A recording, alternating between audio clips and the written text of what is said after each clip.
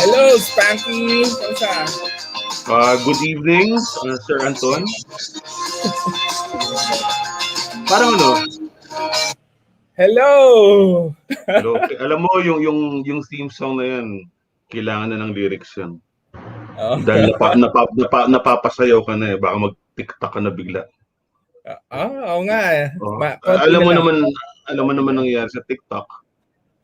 Yun ang pag-uusapan natin mamaya. Oo, sa amin. Good Oo. evening, Spanky. Good evening to those watching on the live stream and especially watching on the replay. So, end of January, Spanky. Kamusta? I can't believe it's the end of January. Parang, it's not been, it's how shall I say it? It's not been what people are expecting, that everything would all of a sudden turn around in January. It's still a very difficult year, maybe even more difficult. But, ba't may inom ka? Hindi tayo nag-usap ng inuman Hindi, inuman to. Meron ba? Sige, mamaya hanap ako. Nandito sa tabi ko. Para masaya kasi usapan natin ngayon eh. Kaya... Hindi. Medyo nasa-stress ako kasi this month has started off really well for people I know. So friends, so medyo nga siya. Hello, my Kuya Ronnie, my number one handsome uncle in San Francisco, Anton. Sino? See? International audience. Wow, hi Ronald. Of course, Valini. Hi, Valini. All right. No, I can see that it's still a very challenging year ahead of us. We just have to be very patient as far as the vaccines are concerned. But don't you have vaccine envy, Anton? Like we see our friends in the United States, especially the frontliners, the nurses, the doctors, the PTs. A lot of my friends have gotten their 2 shots already. Oh, likewise, no, in the Middle East, in Canada, Australia, ang dami na sa kanila. And here we are. We have no idea what's going to happen. Yes. Right? We don't know what's going to be injected in us. It's going to be Chinese, Russian, Somalian. I don't know. And the government doesn't seem to know. So it's really very frustrating. And there are exceptions like Mayor Vico Soto. Of course, Mayor Vico Soto, probably the future president of the Philippines. He thought about all this already. So, yung kung tiga-Pasig ka, medyo masaya ka na, di ba? I have a Pasig location last week. Sabi ko, Wancho, saan ka ba nakatira? Kasi he just got married, you know? I thought he was at the border. His house at the border of Cainta and Pasig. But so half the village is in Pasig. His half is in Cainta. So I'm not sure. But Cainta has a really good mayor too. I think it's Mayor Nieto for Cainta. So really good too. I have no problem with that. In our city in Manila, we have Mayor, of course. He's already reserved actually 4 or 5 big rooms in the new Santa Ana Hospital to store to refrigerate rather the vaccines. So if you're Moderna ba kayo? Pfizer? Kung refrigerated, it must be Moderna or Pfizer. But definitely, I don't think you need to refrigerate Chinese vaccines, di ba? Sa ano lang yan eh. Sa bodega, pwede ba ng tago yan eh. Bahala na sila. Basta ako, gusto ganun lang. If the government officials want to use the Chinese vaccines, by all means, I pray that it works on them. I pray that they get 2 injections, 2 inoculations, but yeah, they can take it all. Mauna sila. Then let's see, right? Because if it's like 50% efficacy, what the hell is that? It's like those, remember yung mga lumang test, yung mga rapid test? Yung kala natin super accurate, hindi naman pala, di ba? It's less like a coin toss, but that's where we are right now. But have you seen Israel? I mean, Israel's a small country. But I Oo. believe they're what 90% na sila as far as the New York Times report goes. So Yeah. there you go. I'm not surprised. Kasi, Israel is a startup nation yan eh. Ang daming mga technology and they're able to and then they have a good healthcare program. So talaga 90%. Kaya pwede na And they're mag-holy land, no? yeah, kung mag-Holy Land tayo, doon na tayo magpa-inoculate. Diba? But that's Israel for you. But Israel is, in very many ways, like South Korea. They're always in a state of war. Not a state of war, but preparedness for war. Israel being surrounded by all of those countries that they used to have wars with back in the 60s and 70s. And obviously, South Korea, the crazy North Oo. Korean guy is just across the border. So sila, Pero hindi ako magtataka rin talaga. Ako, hindi oo, ko alam sa atin kung ano yeah. mangyayari. I'm Idol just ko yan eh. Idol ko optimistic. yung mga taga-Israel eh. There's this book. Oo. What Itong book book? na to. The Startup Nation. How Siya, saan mo nakuha yan? Pahiram, pahiram, pahiram.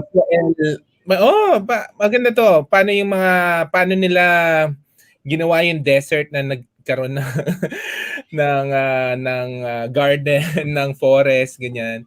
And Wait, lahat, ang daming innovation coming from Israel. So I'm not surprised they're 90%. So this book actually um, chronicled how they became a tech giant. where did you find that book? Um, Kasi when we were going to Israel, so ito yung one of the things na binasa ko. Kasi we visited yung Rewalk, yung mga Oh, robotics, we yeah, visited, yeah. a garden or parang oasis in the middle of the desert. So they're actually Mhm. sharing their parang irrigation system with us and a lot of things. So idol na idol yung mga yan. Can you bring it on Tuesday? Tapos ka na ba dyan? Pwede kong hiramin. Oh, yeah. I'll share Sige, this with sige. you. I would love to read that. Okay. So, kailan ka nag-Holy Land pala? Siguro kami ni Rage mga 5 years ago. I Okay. think May, 2017.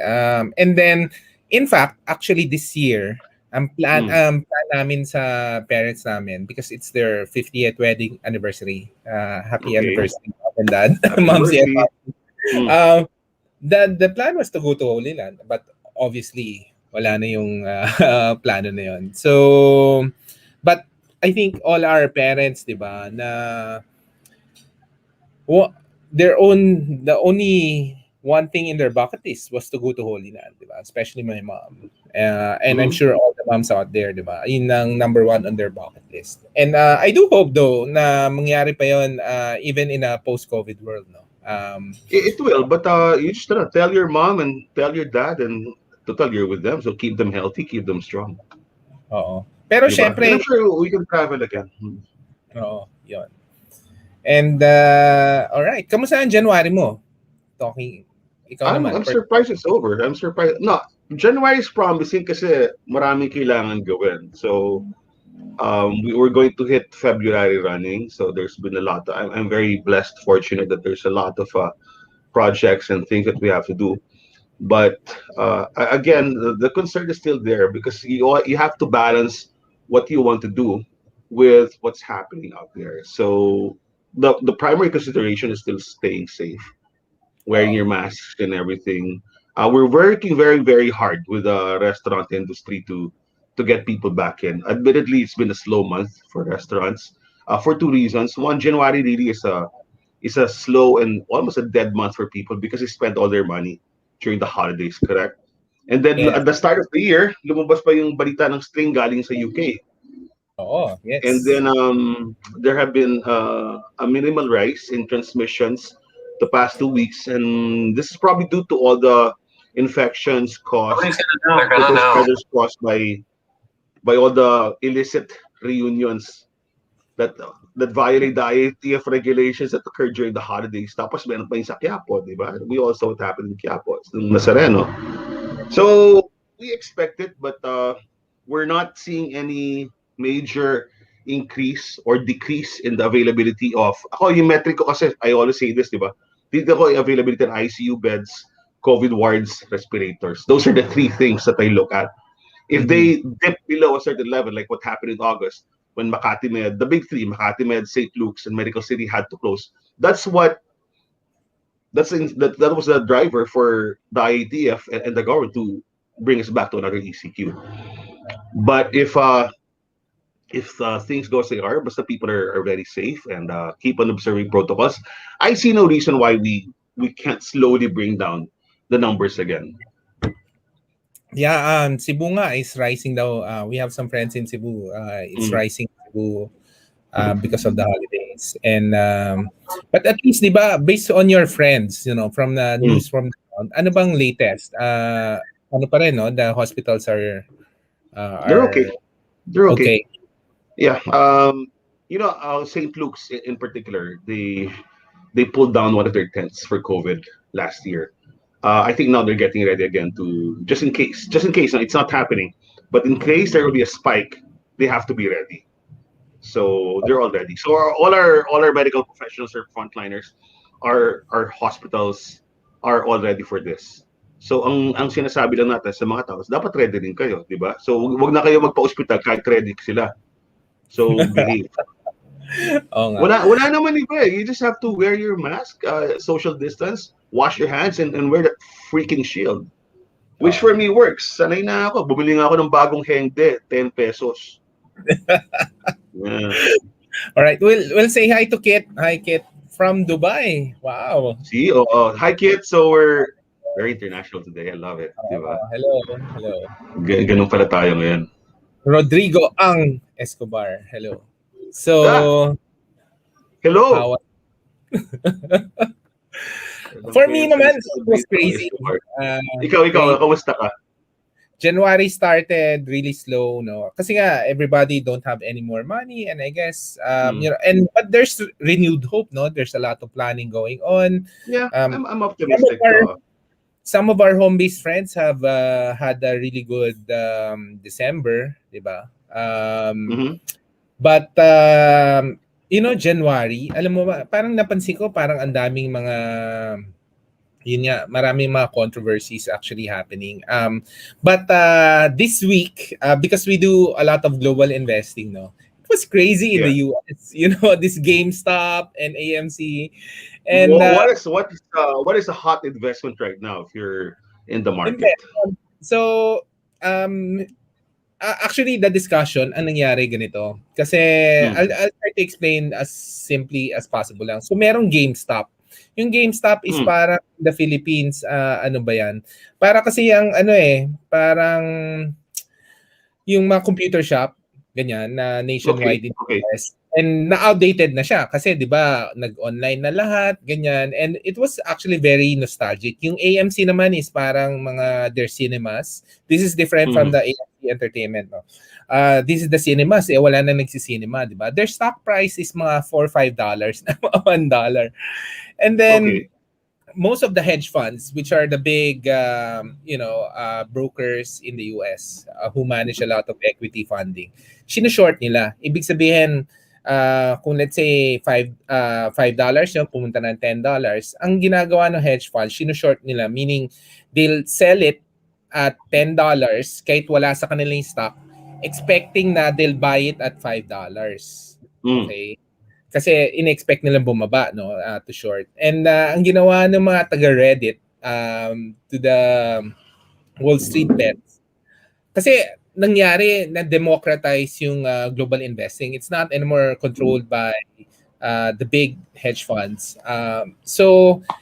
The Reddit in the US, so lahat mga individual kasi nga nagkaroon na ng disruption in the industry. So sabi Yeah. nila, they love GameStop, hindi nila papayagang i-short squeeze 'yon ng mga hedge funds. Binili nila, lahat sila nagbilihan ng GameStop. To the point na when it closed last week, it's $300 yung stock ng No. Okay. stop. So the thing though with this yung short squeezes, somebody will win, somebody loses. So in this case, a lot of the hedge fund lost, no. In the and that's why there was this whole discussion actually now in the US on how social media nagiging social commerce, no. And for example, when Elon Musk tweet about doggy coins or Etsy, the stock prices increase. So there's really disruption in that whole industry. So it was really crazy the the whole last week. um, on this discussion. And I think So, nangyayari kwento, let me mm, interrupt. So, sino kumikita? Kumikita ka? hindi, In kumita other na words. lahat ng ano, kumita na lahat ng mga individual investor. So Hmm. the story was, all the like parang akala nila hindi marunong na individual investor beating the hedge funds, no, in their game. Kasi for the longest time, it's Wall Street controlling the entire game, Yeah, no, right. in the US. So parang all the maliliit na investors lang naman, but all connected through social media. So ganun. And we also have our own community of Filipinos investing in the global stock market. And that's why it was So, really no, let me just interrupt you because I think a lot of people are just this is going over their heads, this discussion. oo. Is it bullish? Or is it bullish? Is it a good market now? Do you buy?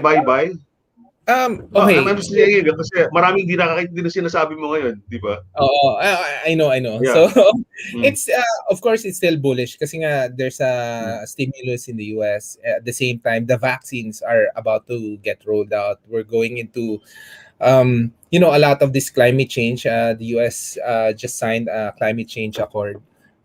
Went back to climate change accord, no. So it's really Yeah, because bullish. they're back with the Paris Treaty. It's one of the first things that Biden did, right? So Yes.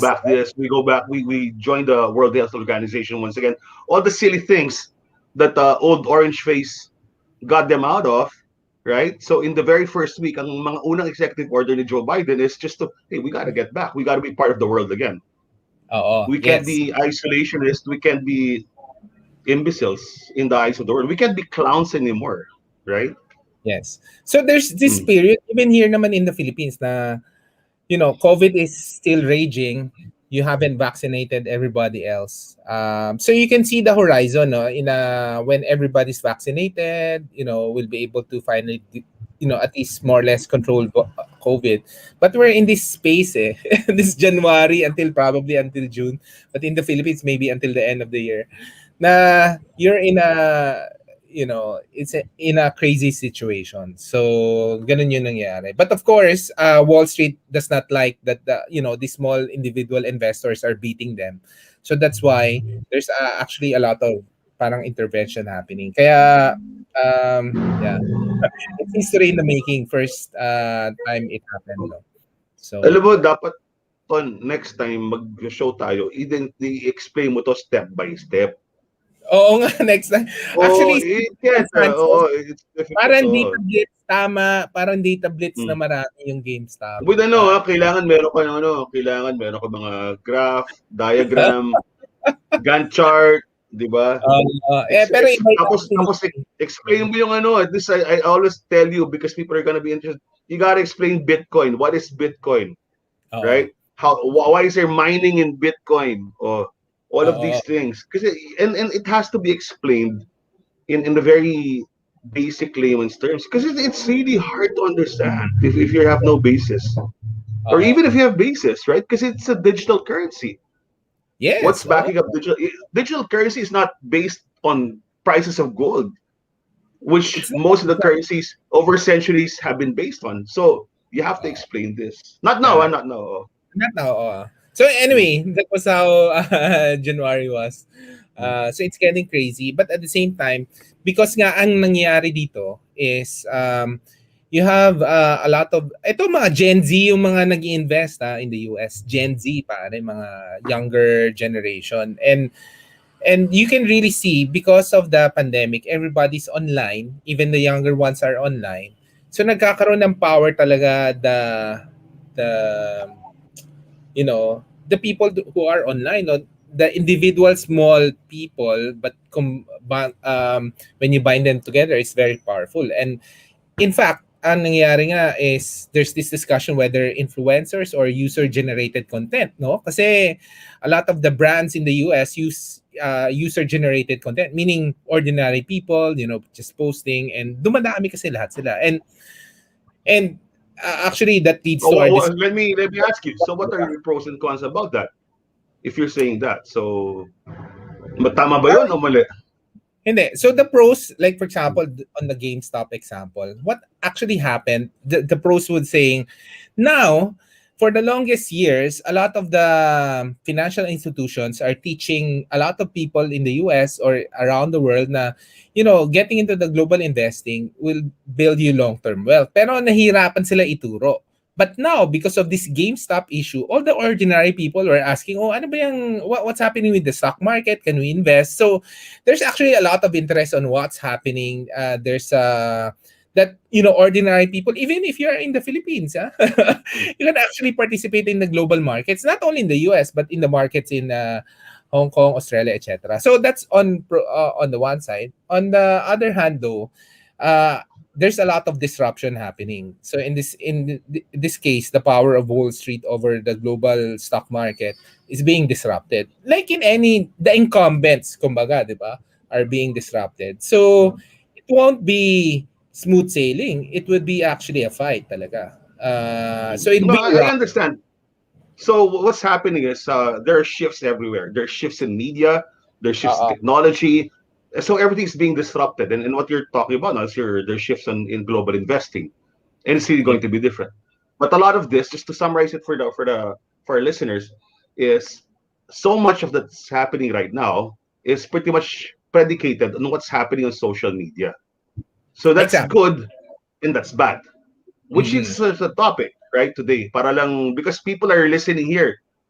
Sorry, I mean not really to listen to us talk about our predictions for 2021.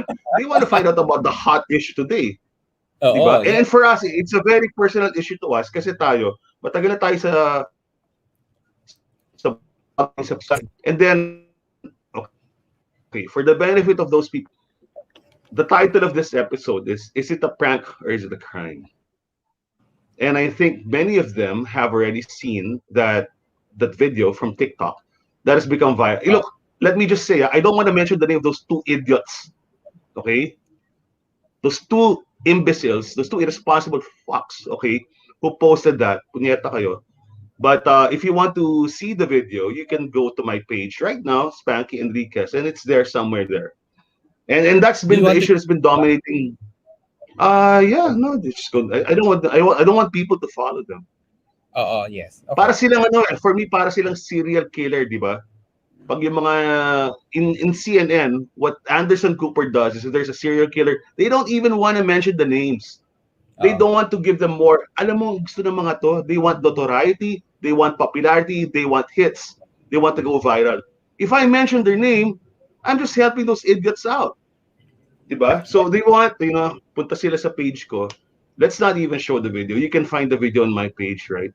Oo. And find out. Then tell us if it's right or wrong, right? And we may result, may mamaya lalabas mo yung survey, di ba? Yes, we had a Pero survey, no? kwento mo lang. Kasi just on the survey, kasi nga there's two school of camp, and before we did the survey, we wanted to know kasi on one end, sabi nga it's criminal, no? On the other end, sabi ng mga ibang tao, wag niyo na lang pansinin, di ba? Kasi nagpapapansin niya ang mga yan, and it's a prank. So, but we had the survey, we got 200 responses, Spanky. In a And matter of hours. So, it's like in a two, matter of three hours. hours. And we really know what's the sentiment of at least our audience. So but Sige, kwento maybe ko lang yun. Let me just give a background for those who may not have seen the video. But you can go to my page right now and you can watch it. Just scroll down. It's the page it's the post that's gotten a lot of shares, right? So, uh but here's the thing: there are two influencers. Magjowa yata sila or something, right? They're lovers. And what they do is normally they post themselves in their pajamas doing TikTok videos, the regular stuff. But in the quest to get hits and to get cute, right? And to follow the trend of pranking, which has become very very dominant in the TikTok world also. Ang ginawa nila, pumunta sa isang restaurant. Yung restaurant Marugame Udon sa SM Marikina, right? And they made it in such a way that even the music, the scoring, the angles, what they did was Marugame Udon has some sort of spice. It's like a chili, a powdered chili that is part of the condiment, di ba? Ang ginawa nila, and which you're supposed to sprinkle on your food when you're eating your udon. Ang ginawa nila, they brought a small jar, right? And they started asking the server for more and more of the chili powder. correct? And they actually shot it that they would get the little container and put it in the glass jar. Three times yata nila finil eh. Then yung music parang may nag-side pa siya parang no one's gonna know. What will they got? No, no one's gonna know that. Alam mo, na-hybrid ako sa dalawang yun. Gusto kong paguntugin talaga sila. And at the end, they even do some sort of a tribute, a sideways tribute to the Godfather. Kasi si Godfather, nung pinatay ni Michael Corleone yung mga police, sabi, don't look, just drop the gun, look, walk out straight, don't rush, and don't look at any people die. Ginawa nila yon. So it was really a video that really shows their followers how to steal or take unnecessarily ingredients, components, condiments that are meant for the public. It's not meant for you to take home. Kung take home hindi na-container, it's like stealing. It's stealing. That's what I think. Because even the way the video was constructed and the way they made it appear, yun talaga yung intent nila. Di ba? It was done surreptitiously. Have you seen it? So what's your opinion on it? I'm sure you've seen it. Yes, I think obviously I don't like it. No, it's not setting a good example for everything. But at the same time, and our industry is suffering already. There's really a lot of restaurants. You're talking about the restaurant industry. Yeah. The restaurant industry na they might have survived 2020 pero they don't know whether they're surviving 2021, and it's really brutal, no, this COVID. And sometimes nga,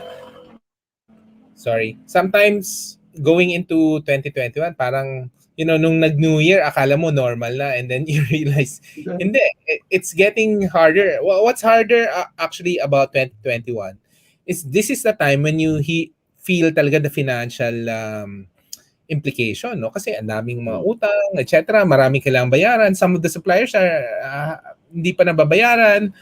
So, and then you have this situation. Now, of course, it's parang, these are the new guys. Ito nga this is the debate nga in online which is happening everywhere also. You have the younger ones getting to social media and disrupting Look, everything. but I just have to say, hindi bata to mga to. They're not teenagers. They're like in their 30s. Ganun They're ba? not. Stupid assholes. They're not. Matatanda na sila. Matatanda na to. Kaya And nakakaya sa magulang nila eh. and at the They're not same time, kids. I would they're not. understand if they were teenagers. They're not. Jesus Christ. They're old. Okay, They're hags. They're hags. Oh, tapos, and so at the same time, typically kasi mga ganyan, hindi mo papansin kasi nagpapapansin. But it's very dangerous kasi what they're doing. Their audience are younger and teaching them, okay, stealing is okay, di ba? Especially during the but pandemic. that's basically what it is. I can't understand it, man. I really can't. Parang hindi naman sila tanga eh, di ba? We all know what's happening, the situation sa restaurant. Like, this weekend, tomorrow, Sunday, is the last day of Albert's Diner in Rockwell. It's been there since 2009, right? But what happened? Mula last year, sila Albert, sila Chef Adrian, his brother, they were trying to extend everything. Kaya lang, hindi bumabalik yung tao talaga sa mall. Konti. Paano naman babalik yung tao sa mall? Yung seniors hanggang 65 lang. But remember, Rockwell for a long time, before the pandemic, tambayan niya ng seniors, di ba? Yung mga sa mga villages in Makati, yung mga citizens. But now they can't even go down from their condos, right? And then kids, you can't even go up 15 to 65. Yun lang yung pwede. So paano yung 40, 15 and below, 14 and below? Hindi talaga. So you're talking about essentially half the restaurant market can't go up. So Yes. now they were trying and trying and trying. They tried all the other options. They put out really fantastic menu items aside from the best cheesesteak in Manila, the best sandwiches, the best hamburgers, the best hot dogs. Hindi talaga kaya. They're closing down. I mean, they're shifting online. They're at Albert's Delivery is already there, albertsdelivery.com. But iba yung restaurant experience, right? And you know what you want about the cheesesteak, which is very famous for. Gusto mo yung gloopy, tumutulo dito yung juices. It's fresh off the grill, the cheese melting. No matter how fast it's delivered, it's still not going to be the same experience as eating it there, right there. Favorite ko yan, pare 2009, kumakain na ako dun eh. And then it's so Oh, sad that you announce this, but these two, going back to these two, ang tawag sa Beavis and Butthead. Eh. Itong si Beavis and Butthead, alam ba nila, alam mo, every centavo na nasa-save ng restaurant sa ganyan. all right. So, we're waiting for Spanky to get back, and we're discussing this issue on is it a prank ba or is it a crime? And dali i-message natin si Spanky. Uh,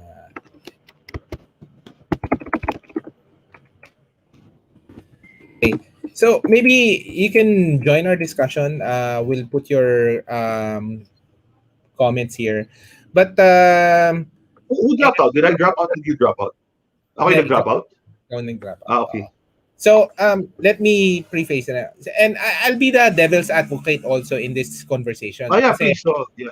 we need to have at least 2 points of view. And it was Ano, before we show the survey, no. Kasi nga on one side, you have this generation that parang educated by YouTube, and this pranking is parang normal, no, in a sense. But at the same time, and they would say, we're disrupting the industry. The titos and titas are just complaining about it. This okay, they're laughing it off, no. That's one end. On the other end, we let me just interrupt you there. Oh, you oh, idiots! You're not laughing it off because we're working a blacklist. We're going to blacklist them. They're going to be blackballed. They're going to be blacklisted. We've talked to the PR agencies. We've talked to the restaurant groups, the big ones. We're going to blacklist this too. Ang kapal eh. Ayaw mag-sorry eh. hindi Di nga, ba? oh, nga. Ayaw nga nila Oh, mag-sorry kasi nga, parang ayaw for them. mag-sorry. Then ginagago nyo pa yung lalo yung discussion. Right? And you're setting such a bad example to young people. So we're going to fucking blacklist you. You're not, wala na kayong sponsorship, wala na kayong collab, wala kayong tie-up. Those two, Beavis and Butthead, goodbye. We're going to cancel you. That's the word, eh? We're going to cancel them. That's what I'm working on now, personally. Yes. Bastos eh. Bastos. Bastos talaga. Nakakasira. It's a crime. Pandemic is real. So, yun nga. And that's why we had to do a survey also. Ano ba talaga? I mean, sorry for that. So, that's why we did the survey also. And to see, ano bang, what does everybody think about it? No? Is it really a crime? Ano mga comments nila? Let's share, okay? Maybe, Uh, sige. Anong results of the survey? You had more than 200 respondents. okay. Hindi, What's the... share it para everybody can see.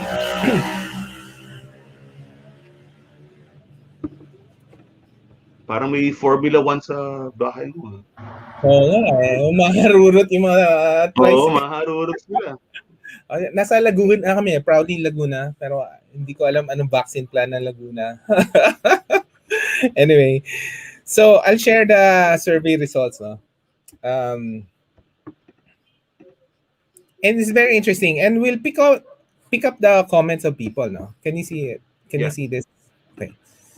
So we actually had 217 responses to date. I'm still not closing the survey, so people can still do it. So most of people watched it, and okay, 92% says it's really an outrage. Actually, people who sa akin ba yan? Sorry. That's yours, Panood. right? Sorry. That's fine. Sorry. So 92%, and even the people who said others, may mga comments sila. So 92% says it's criminal. So everybody don't really like it. It's just a prank. Don't bother with it. Some people say it's criminal to this restaurant. So may mga 2% na nagsabi it's just a prank. Okay. And here are the comments. Grabe yung mga comments, no? And maybe we can read some of them. Anton, let me just put this into context. Bakit tayo nagpa-survey, no? Kasi sila, in their TikTok page, si Beavis and Butthead, they put out little surveys and they're trying to, number one, their spin now is it was a social experiment, right? Oo. And normally, if it's a social experiment, you have the participation or at least the approval of the people or the establishment that you're doing the experiment with. There was none, right? And I asked the people from Marugame is under the bench group, okay, the restaurant group of bench, and I asked them, is this some sort of a subversive viral campaign because bench is really known for excellent marketing? Then they said it's not. It's really not. These two just did it on their own, and they have 200,000 followers on TikTok or 220,000 followers, and the video's been viewed like 2 million times, and their Instagram accounts together account for 170,000. I think one has 90,000, one has 80,000. So they are influencers. I'm not sure who they influence, but they are popular, and that's what really galls me. Kasi kung if you've got all of these followers, right? If you've got all this power, if you've got all this influence, why not do it for something good, right? Why not? And why punish or make the restaurant industry suffer more?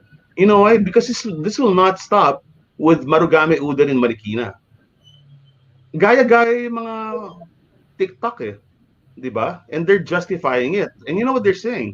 Sinasabi nila, pag ikaw ba nagpunta sa fast food, hindi ka ba nag-uuwi ng ng ketchup packet or ng pagpupunta ka sa Starbucks, hindi ka ba nag-uuwi ng asukal? But that's different. That's complementary. They're giving out in disposable packets specifically for you to use, or if you're bringing a bag of fries home, for you to use at home. That's very different. They're also saying, pag ikaw ba natulog sa hotel, hindi mo inuwi yung maliliit na shampoo, balit na sabon. But that's the point. It's complementary. It's meant for the analogy here would be, ikaw ba pag nasa hotel, ninanakaw mo yung mga tuwalya, yung mga bathroom. Kasi ganun yung ginawa nyo eh. Di ba? Iba yun sa pag-uwi ng maliit na bote ng shampoo, lotion, at sabon. Ibang-iba yun. So, stop twisting the narrative, right? But that's what you're doing. Someone's got to step up and fight for the restaurants. That has to be us. That's why I'm Yes. asking the people, our colleagues in the industry, the media, the writers, our fellow food bloggers from a long time. Alam mo, labanan natin sila. Otherwise, gagayahin yan. Right? And who are you influencing? It's the young. And it's really bad now kasi they're justifying it in so many ways. And ako, I really take it personally. And remember last year, hindi ko na sasabihin yung pangalan, we had an issue where we had someone in our industry who was getting food and all of these things. And there were some fake posts and all of these things. But that's over with. But I just want to tell everyone that we together can do something about this. Kasi nagawa natin yan. And I'd like to give special mention to Rowena, no? To Ro. Si Ro na yung tumimbre sa akin, si Miss Animetric. So thanks, Ro. Thank you very much. And she's the one. Spax, did you see this? I said, what the hell? Noong una pagtingin ko sa video, kala ko foreign kasi nag-English sila, then their music, and they mestizo sila. Then paglabas nila, yung last shot, nakita ko may Kuya Jace. What the fuck? So it was here. And it's just really very alarming for me to see that. And we just want to do something against it. Ikaw, Anong what can we do? anong sabi ng Restaurant PH? Uh, we're we're working on something that's I can't say it right now, but definitely we're going to take action. Oo. It's a big organization. And remember, Resto PH was formed in May of last year, specifically to address and help the restaurants survive this crisis. We have a lot have, but a lot are suffering. Alam mo lahat ng restaurants sa mga ngayon, walang, no one can say that we are prospering, we're booming. No one. Everyone's in survival mode. Oo. And let me tell Beavis and Butthead that what you're doing now, what you think is the centavos and all of these things, it will all contribute. It all builds up. Alam mo, pag magsarado yung restaurant, ilang tao yung mawawalan ng trabaho? Average of 10 to 12 people. That's 10 to 12 families. That's around 60 people each time Mm. a restaurant closes. And that's what That's we're what. fighting for. It's not a joke. It's really not a joke. Yeah. I'm pulling up some comments. No? So Bell said it's a plain insensitivity. They should be fined and do more social work. I guess we don't have a law for this, no, and it's really the restaurant industry needs to take action. Vigor said it's definitely a crime. They have to be accountable to that, even if it's a condiment. Yeah, yeah, 'Di ba? And Chris said, no, it's has to be the condiments of the restaurant you ate it, not for your household. So it's not for the house. absolutely. Uh, Absolutely. And and ikaw, anong tingin mo? What can we do about it? Let me ask you, as a pioneer in the industry, di ba? Kasi tayo, corporate tayo dati. Then you became a food blogger. I became a food blogger because of you. And eventually we went full time into this. So what are your thoughts on this? And how can we prevent this from happening? of course, the first is since the parang the messaging is done in social media, it should be addressed in social media as well. And that's why we're calling out this behavior so that not a lot of people will follow it and to really but I think for me naman it's more educating the young. You have to remember mas marami yan, no, and if they teach them na it's okay to steal, that's not, that's crass. Yeah. We really have to figure it out. Now the thing is though, technically, if it happens in TikTok, we need to answer in TikTok. Pero yun nga there's that divide, di ba? The youth are in TikTok. Mm. And then we're in the Tito and Tita social media. In fact, for example, my sons, no, I asked them, oh, ano mo tong Facebook? Gawin mo yung Facebook for the mass. Some of them don't know Facebook anymore. Ang alam Mm. lang nila, TikTok lang talaga. So, that's why it's kind of dangerous, no, that it's being used in TikTok, viewed a lot of number of times, and of course we're talking about it, so it's viewed again, but we need to really call it out kasi nga you know Mm. I know a lot of restaurants are really closing down talaga. This Yeah. year we'll have more casualty. Ang hirap. Marami. And then all of them are really talagang inisip nila lahat ng mga cost, no? And prioritize na nila all the customer experience. That's why you still have those free condiments, di ba? Kasi nga, that's one on top of their list. And then, if the customer naman is kukunin mo, gagawin mo pa sa bahay, uwi mo pa sa bahay, stealing it home, ang pangit talaga. And it's really criminal. Kasi nga, di ba, paano nga ako nag-close yung restaurant? Maraming taong mawawalan ng trabaho. So, Hindi, tsaka no, ako, di ba, isa sa mga paborito nating restaurant, one of the best restaurant the past decade here is Yabu, known for their katsu. Di ba oo. Yabu, nung umpisa, meron yung sesame seeds na nasa little grinder. May nagnanakaw ba nun? Pare, wala eh. Abnormal to eh. No one steals that. No one has, I doubt that anyone's even brought a small jar, right, to Yabu and put those little sesame seeds and for them to take home. It's just not done, right? I don't know what's wrong with these people. Tapos ito nga, this goes back to the issue of pranking, di ba? And alam mo yung nung bata tayo, may palabas ang pangalan Candid Camera, di ba? But it's Oo. always a family show, right? They would surprise people, they would scare people, but it was always, there was no malice. There was never any malice. There was an absence of malice. There never was. Right? Ganun dapat ang media. Yun ang And problema dito sa TikTok. It's so uncontrolled. And people are just fighting for eyeballs, fighting for hits. That they're going to do all of these crazy things just to get views. And that's why Beavis and Butthead don't want to put it down because it's viral. They're getting so many comments. They're enjoying this. They are enjoying this. yeah, pero this is actually happening worldwide, pero at some point like si Trump, 'di ba, got banned in the social media. TikTok Mm. actually needs to take action on things like this. Pero Yun nga, ang hirap nga eh. It's really criminal. Doing it in the pandemic, no? Yung mga candid camera, it's not done during the pandemic, no? But this is That's done what during candid the camera, hindi pagnanakaw pinopromote sa candid camera, di ba? Parang ano yan, oh, ang ang ang candid camera parang yung mga wedding proposal in public, di ba? It's almost a prank, but it's a wholesome, lovable little trick, a little trick. That's what a prank is. It's a little trick that you play on people. It's not supposed to be mean. It's not supposed to be criminal. It's not supposed to prevent people from earning a living. It's not supposed to make restaurants suffer losses. It's not eh. Yun ang nangyari ngayon. And if you read the comment, parang nakakatakot yung comments. oh, bakit? Ano yung ano ng comment? They are justifying it. They're all defending these two imbeciles. Grabe. But that's it. And that's why there we want to go to TikTok. Kami sa Resto PH. And we want to report this. Yeah, My short-term objective is to have them pull down the video. Right? We are gathering evidence against them, and they will feel the pinch, right? Because how do they earn money from all of these? Diba, they collaborate with brands. Paano kung mag-dry up lahat yun? We've talked to the biggest PR agencies. Each of us, kami sa Resto PH, kinakausap namin. And we're warning them about because although you say, and it's true, that a lot of the youth are the ones populating or really following TikTok. The fact remains that as far as brands are concerned, PR and marketing, it's still Gen X maybe who will make the final decisions, right? And this is an affront to how we were raised. This is an affront, an offense to how we are supposed to do this.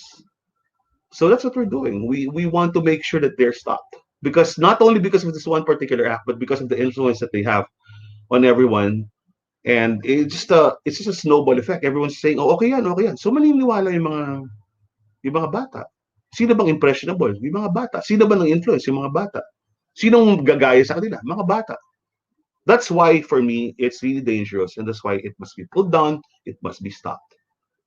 pero this is an interesting discussion, no? Kasi if it's criminal, can you do legal action on them on that? They're not in a sense doing ano naman derogatory remarks, no? And kaya nga it's kind of interesting discussion eh. How do you handle these things, di ba? If you talk to we've consulted lawyers, right? So is this theft? Is this qualified theft? So we're in the process of finding this out, right? And But it from would a very parang what would TikTok Philippines say about it if it's not criminal or not, 'di ba? So and we know we have TikTok Philippines here, 'di ba? That no, handles we all want yeah. criminal. If TikTok Philippines is here, you better talk to us, right? And we Yeah. would love to talk to you, right? So whoever knows TikTok Philippines, if you can hook Oh, us up, our friend Mark, si Mark. So mm, kasi TikTok Philippines handles all the top like TikTok influencers eh. So mm, there's TikTok Philippines and it would be interesting. Ano bang sa tingin ni TikTok Philippines? They need to issue out an official reply, yeah, no? Like in the US, what happened with the social media giants? Pinahinayaan nila si Trump to do all these things until, yeah, it right. went na Until the uncontrolled last minute, until at the until end. the last minute. But at But least for but this situation, we're already discussing it now. Wait, I'll pull up one comment from Nathaniel from Chef. So Chef said, the thing is, if one time lang, okay, fine. Di kita yung effect. But look at it in the long term, times how many people will do it. Food cost is high now. It's hard to actually increase menu prices. Okay. I agree, Nats. No, it's really the biggest issue facing the restaurant industry ngayong January, ngayon magtatapos na yung buwan. No? Alam natin yung presyo ng gulay, lalo-lalo na yung presyo ng baboy. It really went through the roof. Ano bang pinaka-popular na protein sa Filipino sa mga restaurants? Baboy, 'di ba? And in the pandemic where people are saving every peso, right? How can you increase prices? Hirap na nga yung mga tao pumunta sa restaurant mo para gumastos. Mag-increase ka pa. Then, right? It's a vicious cycle. Yesterday, I went to a restaurant, um, a new restaurant in Makati. One of their specialties before was crispy pata. They can't serve crispy pata now because the pork is just way too expensive. And just a couple of weeks ago, they had to lower their prices in order to satisfy the market. But now, hindi ka makapag-serve ng crispy pata kasi walang bibili. Magkano kilo? 450? O, how will you sell crispy pata? Oo Factoring nga. in your labor cost, your utilities, your cooking oil and everything. You can't sell for 600 bucks. It's over everyone's head. So, Yes. gano'n. Just give a very graphic example. Kung wala ko kayo makitang crispy pata, dahil takot yung mga tao. Una, Oh, masyadong mahal yung pork, di ba? Then, will people buy it at a high price? It's a very difficult situation. And that's just a graphic example. so on one thing, of course, we discussed no restaurant PH response no on how to take action. The second thing is TikTok Philippines, di ba? Do they think this is a crime or not? They need Have to you met them? Have you met TikTok Philippines see or the Mark, representative? Si Mark, si Yeah, Mark. so Chef Si Mark, Martan, if you know them, please, we need to have a real solid Aspirations, discussion with them. kilala niya, Yeah, you have to discuss with TikTok Philippines. The third, yeah. are their parents laughing, no? Kasi, Mm. syempre, for the youth, the parents need to teach people na, hey guys, yung mga soap sa hotel, okay yan, pero yung bathroom, hindi mo pwede uwiin. In a sense, no? Or in a restaurant. So, are No, their parents exactly. laughing? Are the parents okay with this? Para nakita niya sa TikTok, okay. You, you know, that would say something also about their parents, how they were brought up, di ba? Yun nga eh. Kaya nung ito si Beavis and Butthead, parang matanda na sila. I think they're in their early 30s. Like, mukha na silang ano eh. Hindi sila bagets. Right? They're not. But how can you act like this? Grabe, no? Di ba? How can you act like this knowing that you have 200,000 X number of followers, all social media combined, you're reaching probably half a million. But how can you do this? And how can you sit there, maybe giggling, laughing at your newfound notoriety, right? And how can you justify this? And that's my challenge to them. We can talk, right? But maybe talking is too late because nakita naman lahat ng ebidensya, di ba? They're defending it. They're calling it a social experiment. They're even propagating it as a right act to do because they're comparing it and equating it with bringing home ketchup packets and little packs of salt and disposable shampoo bottles. So it's not it. Pero yung mga naniniwala sa kanya, katulad din, yung kabataan, yun ang sinasabi. Pero So hirap. yeah, we won't let go. We're magpipitbull kami dito kasi Anton, ang problema din nasa Pilipinas, we forget things way too easily. We forgive. Our media cycle spins so fast that Christine Becerra, no one talks to her about her anymore, right? Oo nga. Junel, the sergeant in Tarlac who point blank killed a mother and her son Christmas and New Year, Christine Becerra, no one talks about it anymore. The last I heard, because media doesn't cover it also. And maybe that's where we can come in as social media. Diba? Because if the media traditional forgets these things, but this has a direct impact on our industry, on our friends, right? Especially sa restaurants. May direct impact. So how can we let go of this? So it's our responsibility as people, media na rin tayo ng industry, no? But not the traditional media, but us, the bloggers, the writers, online media. Let's do it. And I'm imploring you, I'm asking for your help. Kayo mga KTG, lahat ng mga nagsusulat about food, all of you who or given the benefits, right? Who enjoy the privileges of being a writer, right? Who get invited to these restaurants. Now is the time for you to give back and defend these restaurants. Don't just sit back. Don't just sit back. Diba? Ang dami-dami dyan. Sikat na sikat sa Instagram. Nung pandemya, ng ECQ, restaurants will give you food. Why are they giving you food? Because they want to help you. They want you to help them promote it. But now, they need your help. So don't just shut up there and pretend nothing's happening. If you Oo have a nga. voice, if you have a That's voice, and I'm talking to all our friends, if you have a voice, use it. Now is the time to use it. Huwag kayong matakot sa kanila. Di ba?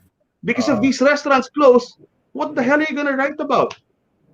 Right? We are partners in the industry. You have to defend, protect, and help save our restaurant partners. So don't just sit there and pretend that nothing's happening. You have to strike. You have to have a voice. Yun ang problema sa atin eh. You know, we're just too lazy sometimes. What are you protecting? Right? No one. Di There's ba? no rule that says just Oh. because you write about food, you can't defend the industry. Just Parang because you yung take iba, beautiful pictures.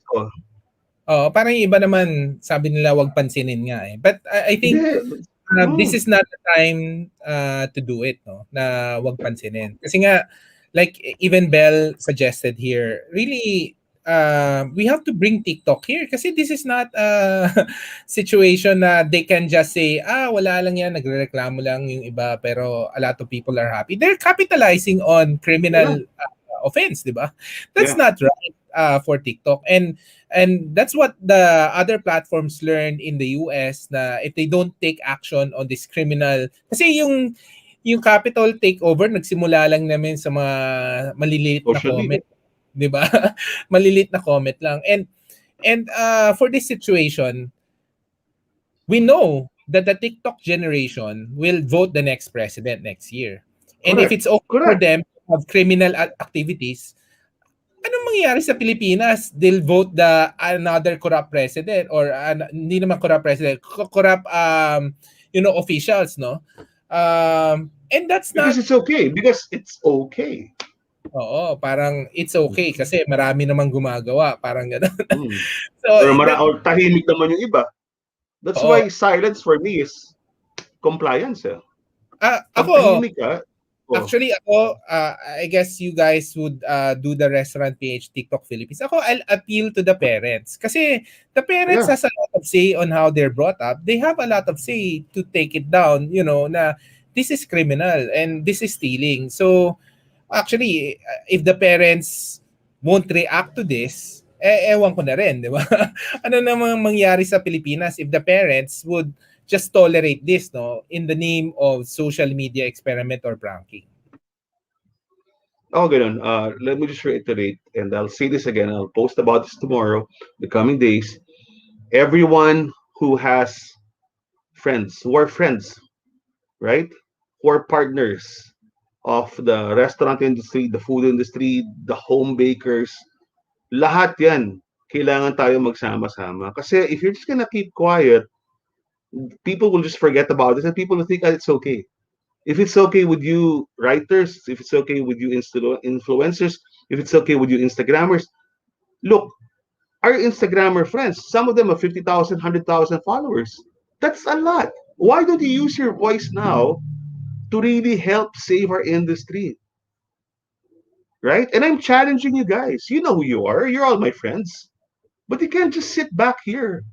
You all have powerful voice. You all have people who listen to you. Right? And let's get rid consider it cleansing. We're cleansing this. Kundi kasi tuloy-tuloy ito eh. And my frustration is tatahimik na lang. Let Spanky do it. He's combative, right? He's going to fight for us. But we can't fight alone. Right? Together we have a better voice, a stronger voice, a more powerful voice, and we can shut it down.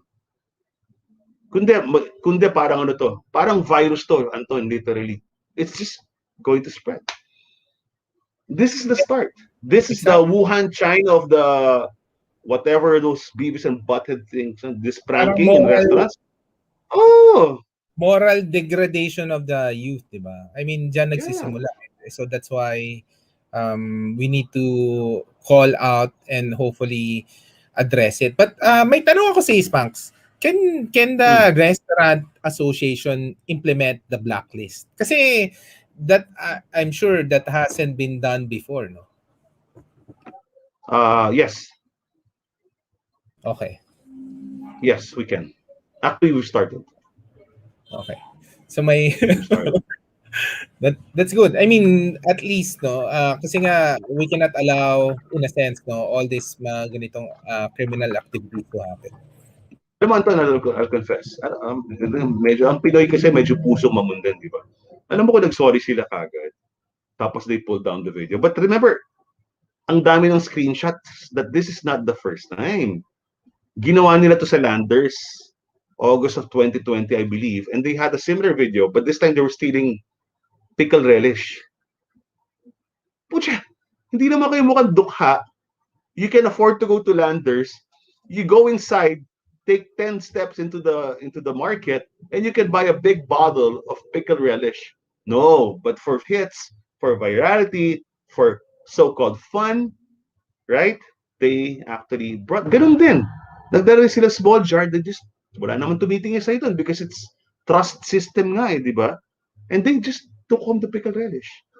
So it's not the first for them. They've done it, and they'll probably do it again if we allow them to get away with it. And they'll probably try something more, and people will just repeat it. Dahil ano yan di ba? Yung style naman sa TikTok, may gumawa ng sayaw, di ba? I will make a better version of that dance. Pabonggahan tayo. Ganun mangyayari. So it has to be stopped. So yeah, TikTok Philippines, dude, we gotta talk to you guys. Yeah. Oo, just really address it. Saying hi to Chef Godfrey La Fortesa. Hi, Chef. Hi, Gods. Ayan, si Gods. Pare, martial artist yan. Huwag kayo pumunta doon sa huwag kayo lumapit kay Gods. Baka masipa kayo bigla ni Gods. Oo. Ano yan? Parang si Bruce Lee yan. Parang pwedeng pang UFC si Gods. Okay yan. Good evening, Goddy. Yun, so what else can we do about this? Are you going to write about it? No, we'll publish the survey, of course. So we'll Kasi publish a survey. I need to publish the comments. Alam mo, I've talked to some friends nga na in the industry. Sabi nila, wag pansinin, di ba? Be quiet about it. Wag lagyan ng oxygen kasi nagpapapansin lang, lalaki lang lalo. I understand them. And that's why I'm interested on the survey if a lot of people think about that way. But not, no? A lot of people are talagang galit na galit sila because it's really a criminal offense. And I wanted to publish all Anton, the... especially now, kung tayo nang gagalaitin tayo, nung normal times, nung regular times, ngayong pandemya, sus Mariosep pa naman. I mean, this, I remember yung spaghetti scandal. So, anong nangyari ba doon? Okay, what happened was the person involved put down his vlog and stopped. So, na-address yun. Na-address kasi na-realize din naman, in all fairness to the person involved, na-realize din niya, mali siya, di ba? Kasi lahat tayo nagsalita eh. Lahat tayo nagsalita. Hindi tayo mahilig mangkuyog, but when all of us stand together as one and condemn what I call a heinous act against the industry, then people will listen. I don't think he stopped because he was afraid. He stopped because he knew it was wrong. He admitted as much. That's what we want to do. Ako naman. Kung mag-sorry talaga kayo, then let's go. But for now, they're not. So we have to move too. Because we're fanning the flames. They are fanning the flames on their own. Right? They are supplying oxygen on their own TikTok post, which now has so many comments. Tapos pag mag-comment na galit sa kanila, babarahin nila. Diba? Babarahin nila. Like in TikTok nga, it will start a trend eh. And if a lot of people copy them, that becomes, don't act kapag marami ng taong gumagawa no. We need to stop this while it's happening now. Kasi and TikTok Philippines needs to really answer. TikTok Philippines, we need to talk to you guys. We need to talk to you. You cannot be an ostrich and keep your head down in the sand. Lakas-lakas nyo di ba? You know how big TikTok, you know how big you are. So talk to us. You talk to us as Resto PH, talk to the restaurant people, and find out how we really feel. You are here, right? TikTok has Filipino representatives all over here. And they cannot hide kasi they're talking to all the TikTok influencers. Itong gagawin natin, ganun. And Marta knows this, exploration. So, and everybody else, no?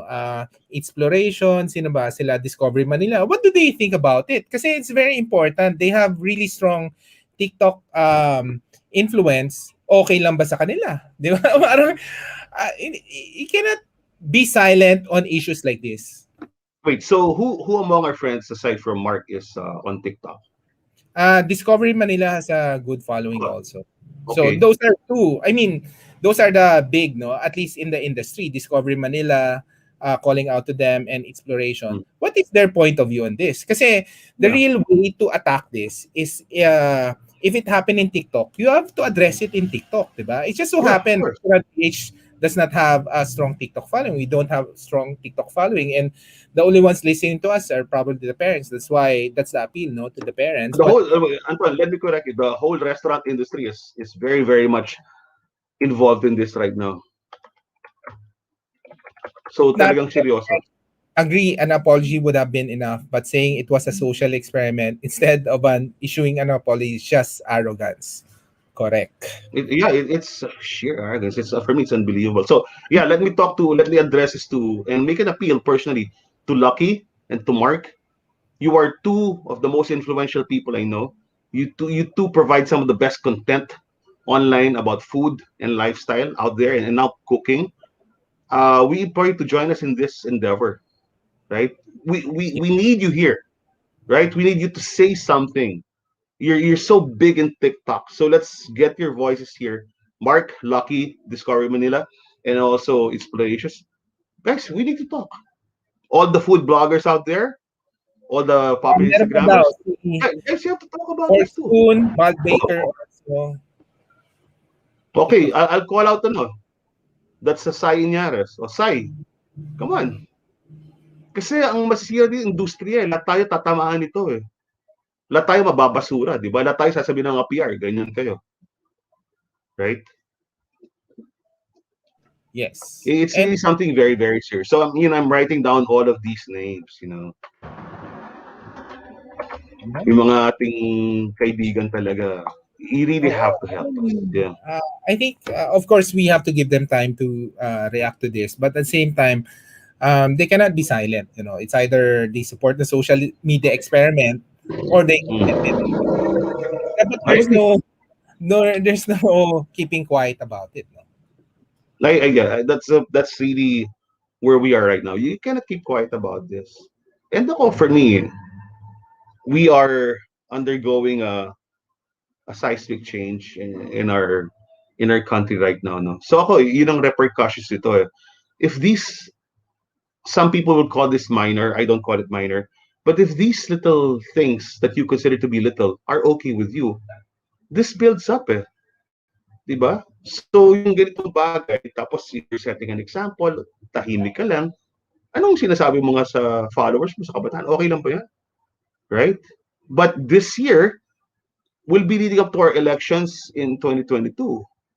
If you feel that you can contribute somehow in making a change, and let me just be very, very direct about this. Ang problema naman natin ngayon, parang nawawala yung pagka-Pilipino natin. Eh. Di ba? Filipinos are not magnanakaw. I mean, some leaders are, right? The late President Marcos was a magdarambong, convicted, right? So some people are thieves. But that's the minority. Di ba? Tapos kung gusto natin lumusong ulit, di dapat we should change the mindset, especially of the young, Anton. You're very right there. Di ba? Kasi tingnan mo nga eh, um, social media is so powerful. If it causes people, terrorists, American terrorists, to attack their nation's capital, and this is so organized on social media.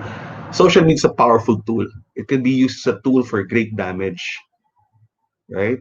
And this is what's happening. And great damage is not just physical damage. It's not just property damage. It's not just financial damage. It's the damage of the character. You're starting to chip away at the moral foundation of the Filipino, and that's what it is. That's the bigger issue for me here. Kaya that's why I'm so masyadong yung deep yung offense sa akin. Talagang ibang klase talaga. And lalo na yung nagpapalusot, di ba? Yung mamaya sasabihin yan, tao lang po. Pag mag-sorry yan, yan ang sasabihin, tao lang po. Tapos kala mo para yung mga nahuli na rapist na mamamatay tao, pag nakakulong na, medyo nabugbog na, ay sorry po, sorry po, sorry po. Kala mo mga anghel. Cannot be. Oo Cannot nga. be. And but at the same Mm. time, they can use the argument na nangyari sa GameStop, no? Parang TikTok Mm. food vloggers versus the establishment. I mean, they can be they can use a lot of arrogance talaga and not address the main issue. Mm. And that is very dangerous. Yun lang. That's really dangerous. No? Yeah, I Uh, just got a PM from a store manager of Marugame, Udon, no? And he uh, was saying like these two used to be parang regulars nila. But why would you do this? Right? So itong restaurant manager, kilala niya eh. So na-shock nga siya, di ba? If you know these people, and how can they do this? Kasi yun nga, yun ang mahirap din sa social media. Gusto mo lang ikaw yung namumuno. Gusto ko maraming hits.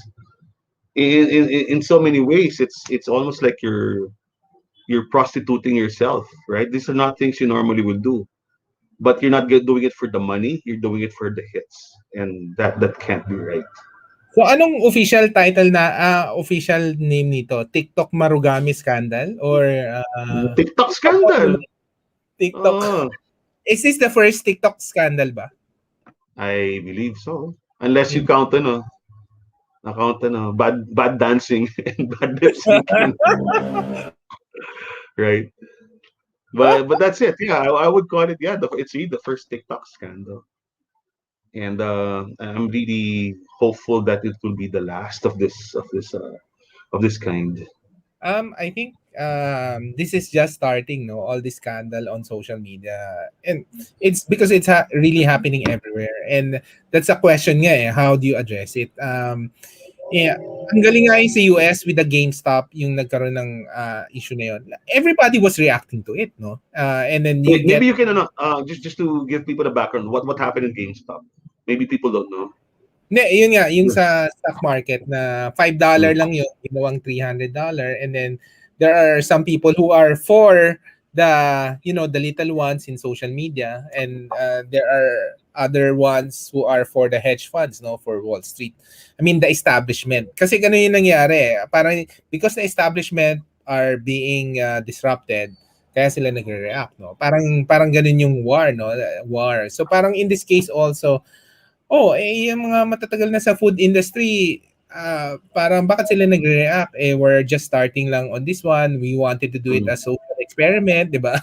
Parang, they're making fun of it. And then, so gano'n, no? And that's why this is really a peculiar issue na we need to address. Nobody would address it kasi, the main media ba would, uh, pick this up? Probably not, no? Kasi it's, Well, I'll talk to them. I mean, we have our friends in the main. Wala kasi medyo blurred the lines between mainstream media and us, no.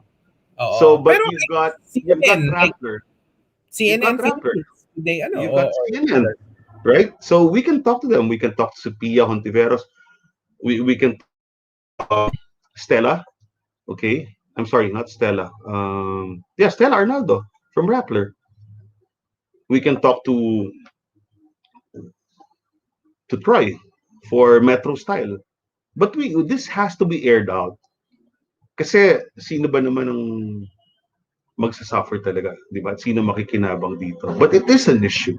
It is an issue. We have to, as much as possible, nip it in the bud, right? So there you So, go. but would Marugami ba stop the condiments? Hindi naman, no? It's really part of the experience. So, That's part of the experience. Eh. Hindi mo pwedeng tanggalin yun, eh, di ba? Pero wala pa ring official word from Marugame management. But I'm getting messages privately from their supervisors, their store managers, and so if they're communicating with me, that probably means na wala pang official word. So I'm talking to the Marugame Uden management also. Maybe you should come out with a statement because you're the ones directly affected. yes. On my end, being a devil's advocate also, no, I think Yeah. they'll probably did it with the prank in mind lang talaga to get social media views. But I think, Mhm. I mean, and they think it's harmless, diba? And it's not criminal. But they need to, and now that we're talking about it, hopefully they'll reconsider and issue out an apology so that it doesn't become, moral influence na okay lang magnakaw sa restaurant, di ba? Yeah. So yeah, I guess just to recap, number one, what we'd like to happen for those two so-called influencers is delete This is what we're gonna work on. We want you to delete that video. We want you to issue a formal and public, a very public apology to all the people, to Marugame Udon, to the restaurant manager, the people working there during the day, to Marugame Udon Corporate, and to all the restaurants in general, everyone in food industry. Kasi alam mo, ang laki ng ginawa niyang damage sa kanila. Tapos kinompound niyo pa yung damage by insulting and comparing this to a social experiment, and justifying with every ounce of fake wit that you have. And second, I want to implore all our food writers, our food media, both traditional and independent, from Metro Style to Rapper to CNN to Yummy to Spot to Esquire. We're all friends, right? So please write about this, spread the word, because we're all and you know, now is the time that the restaurant industry really needs you, and now is the time that we should really try to put a stop to this. And finally, to our friends in TikTok, right? You know who you are. We don't want to beat around the bush, or we don't want to pressure you too much, but I believe that you know what you have to do also to protect not only the industry, but protect the sanctity of your channel, TikTok. 'Di ba? Kasi lahat kayo, you're so popular there. Eh. 'Di ba? Alam natin hindi naman naalis lang yung mga bata. Eh. Hindi naman naalis yung core audience. Eh. But let's try to keep it a level playing field. That's not malicious. That's safe for everyone. Okay? So that's all I have to say, right? Ako naman, but before I say my piece, Rigor said, I went home to the Philippines last December 2020. One of the perks of going home is dining out to our favorite restaurants. Because of the pandemic, I saw how establishments struggled, and this issue is not helping. I hope it's not gonna set an example to younger generation. I guess yun talaga Yeah. yung impact. And for me, I would like to appeal to the parents kasi, Mm. you know, it doesn't, say something about the way they were brought up, na this is stealing, this thing. And I'm sure this is a mistake lang na can be addressed quickly. And hopefully the parents can talk to their children. I'm sure everybody's at home. They can talk to them. We're not naming them in this episode because I know it can be addressed. No, I still have believe in the Filipino Gen X generation, then they'll do the right thing. Talk to your sons and kids and say, can you pull this down, issue an apology, and then tapos, di ba? Para hindi Mm. lang magkaroon ng people copying them because they think it's okay for a social experiment. Pag naging 1,000 people na yan doing a social experiment to all restaurants, ano mangyayari, di ba? And then, kung itatarget nila Marugame directly pa lahat, ano mangyayari sa Marugame, di ba? Yeah. And Marugame, you know, Marugame palagi may pila yan, no? Pre-pandemic. Because Marugame Udon is one of those best restaurants that gives you the best value for money. Di ba? Tsaka masarap, nabubusog ka, masarap yung kinakain mo. Di ba? Tapos, Uh, ba't di naman binabastos si Marugame? Actually, ito, tama itong suggestion ni Roldan eh. Diba? If it was a social experiment, balik nila or issue an apology, di ba? That should have been the Correct. Correct. second video and not just let everybody, be laugh it out and see all the views coming in. Parang ganun. And then, if TikTok says, oh, ang Yeah. daming views. If TikTok Philippines says, okay lang yan, maraming views on TikTok, that's where we'll have a problem. Diba? Yeah. If And TikTok Philippines let me just, issue out a statement, I don't know, no. And if our TikTok friends do not issue out, I mean, at least we're not saying naman na na it they say two or four, no. Ang what we're saying lang, don't be silent about this. Sabihin mo kung okay lang yan sa'yo o hindi, or anong suggestion mo, but don't be silent. We cannot be silent about this issue. and I used to be, well, I'm a but I just watch TikTok, right? But I'm not deeply into it. But I'm up to date. So hindi ko alam yung terms, di ba? Ano ba yung mga rules and regulation parang Facebook, right? What will you violate? Ano yung terms and conditions mo that can have you banned or blocked or have a post deleted? Because Facebook is very strict on that. Instagram is very strict on that, right? But I want to find out what TikTok does about it. Because right now, TikTok is the channel for Gen Z. to a large extent millennials, and a lot of bloggers who are our contemporaries have skipped over because you have a big market there. But let me just reiterate, we are fighting not just for Marugame Udon. We are fighting on behalf of all the restaurants and everyone in the F&B industry. That's why we are so adamant about this. And we are going to continue making noise para di makalimutan yung issue. Until such time that TikTok Philippines can offer a clear decision on this. And I don't, frankly, Anton, given the attitude of Beavis and Butthead, I don't really care anymore. I think the damage has been done, right? And then it's so obvious naman that natutuwa sila sa ginagawa nila. So maybe that's their attitude. Yeah. So if they But will I not guess, pull it down, then TikTok, it's in the ball, it's in TikTok's court. oo. Kasi in Facebook and Instagram, if a lot of people complain about it, they'll pull it down. But ito is really nice also for the restaurant PH industry to get Mm. a connection with TikTok Philippines. Kasi nga, this is just the start. And maybe the next one would not be about stealing condiments. It could be another else, no? Um, and we need to have that established. Parang, you cannot do a criminal offense and do it as a social media experiment, di ba? It could really escalate to something bad.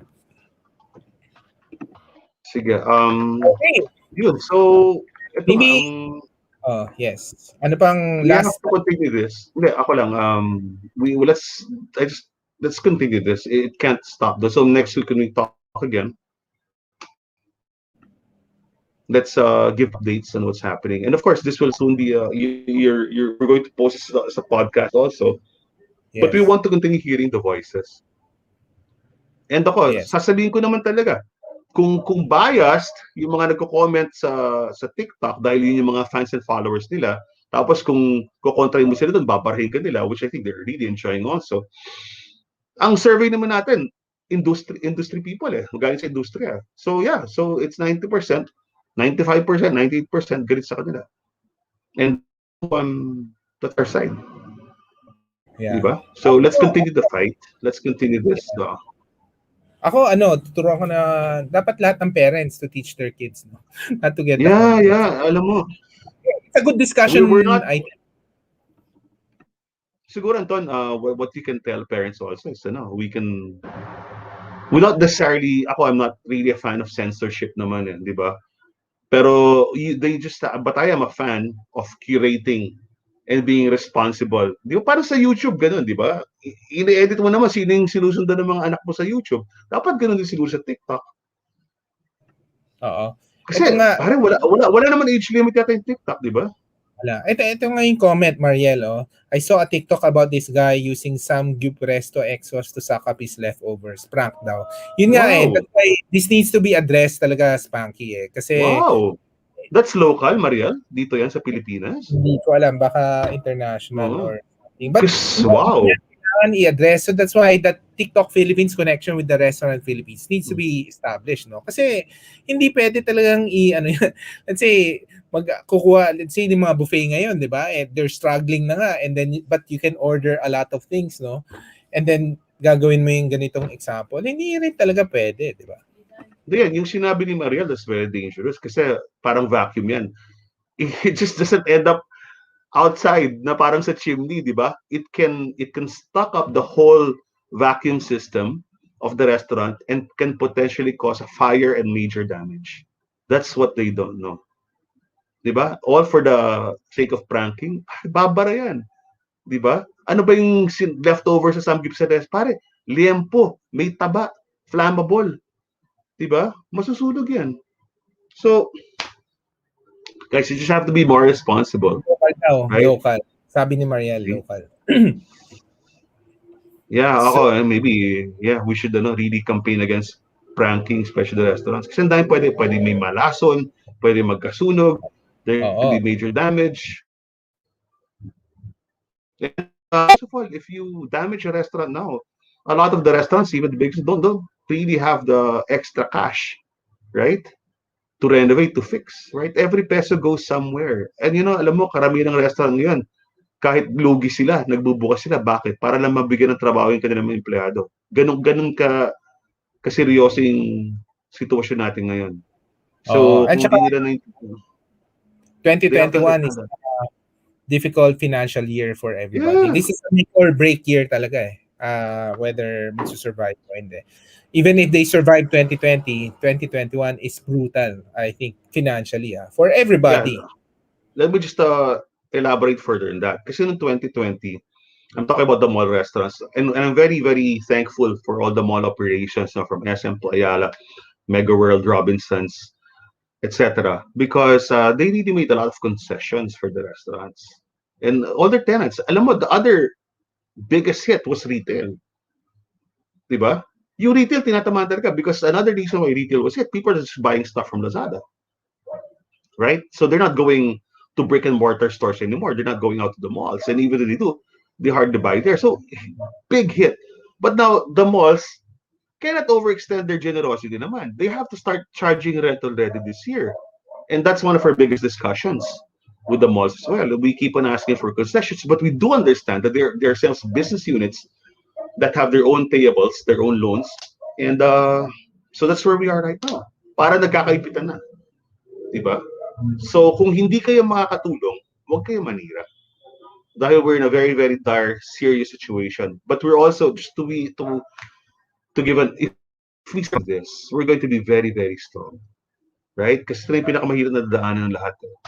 So yun lang. Kung hindi kayo makakatulong, Beavis and Butthead and their fans, um, don't be part of the problem. Don't contribute to the problem because you really are. All right. And then with that, maybe siguro we'll end lang. Thank you, Sparks. Let's do this weekly, no? Let's do our podcast weekly. That's our prediction for Yeah, 2021. serving prediction. Anton, I just have to know one last word. Kasi, and again, this is directly related to the restaurants, no? Ninuka Benitez, is the wife of the founder of Maria's Restaurant. Maria's Restaurant is famous all over the Philippines. It started in 1971 up in Session Road in Baguio. It's been one of the most popular restaurants in the Philippines for half a century now. They're actually celebrating their golden anniversary this year, 2021. And nag-start ang Mario's because Mario Benitez was assigned to Baguio when Singer Corporation was still here in the Philippines. So si Tita Ninuka is wife said, wala tayong ginagawa. I'm a housewife. My kids are in school in Brent. So they said, let's put up a restaurant. That became Mario's. Half a century later, it's going strong. But sadly, a couple of days ago, Tita Ninuka passed away and joined her husband in that great big Mario's restaurant in the sky. So I just want to give a little tribute to Tita Ninuka, who is a good friend and in very many ways a mentor to me also. My very first restaurant client as a consultant was Mario's, and thank you Tita Ninuka and the Benitez family for the trust, and we'll keep on supporting you through this very challenging year and beyond. So count on us. So God bless you, Tita Ninuka. Rest in peace. Rest in peace. Amen. All right. I'd like to invite. Thank you for listening to us. Make sure to the survey is still on. We'll close it tonight, siguro, for those people Okay. who wanted to share their piece. Of course, if you have pros and cons, no argument, just put it there. Vote. I'll publish it tomorrow with Okay. all the comments and with all the results. So, yon. And next week, Spanks, maybe we'll have an update. But at the same time, siguro ang gusto kong pag-usapan natin and I want people to tune in is, did you know that mid-February is one of the biggest event of 2021? Alam mo ba yun? Yeah, That week, Valentine's and CNY magkasunod. Or so, are you referring to something else? Tama ba ako? tatlo. Tatlo, Oh, actually. ano? So Chinese New Year is Feb 12, no? Yeah, yeah. And a lot of the families are celebrating Feb That's a 11. Friday. That's a Friday. Yeah. Oh. Oh, so the eve is the celebration, Feb Yeah. 11. Right. Right. And then you have Valentine's Day, no? Happening on the 13, 14th. 14. Yeah. And then you have Mardi Gras, no? In a sense, Mm. because that is Ash Wednesday is the Wednesday after. February 6, 17. 17. So, So magkakasunod. in other cultures, Mardi Gras yan eh, di ba? Mardi Gras was a celebration Mm. before the Holy Week, no? Yeah, Parang Fat the Tuesday. Fat Tuesday, yeah. Past Tuesday, di ba? Holy Mm. Week. So, that entire weekend is like, ano bang pwedeng gawin natin, no? And maybe some tips. And let's talk about it. And maybe also campaign how to do it safely. Kasi a lot Yeah, of people yeah. will be out during those time also, di ba? And will be that's an interesting weekend. Lahat everything went on the mid February tapos sweldo pa, 'di ba? And then So next tat- weekend, Friday or Saturday? Parang okay Saturday. Kasi pare anti-social na ako, di na ako lumalabas sa Sabado talaga. hindi ka na lumalabas. Eh paano na yung mga ano mo? Wala, parang hermit crab. Ano, parang ako si ano, nalala ko si Obi-Wan Kenobi nung episode 4. Nakatira Oh, lang ako sa ano, sa aking kuweba.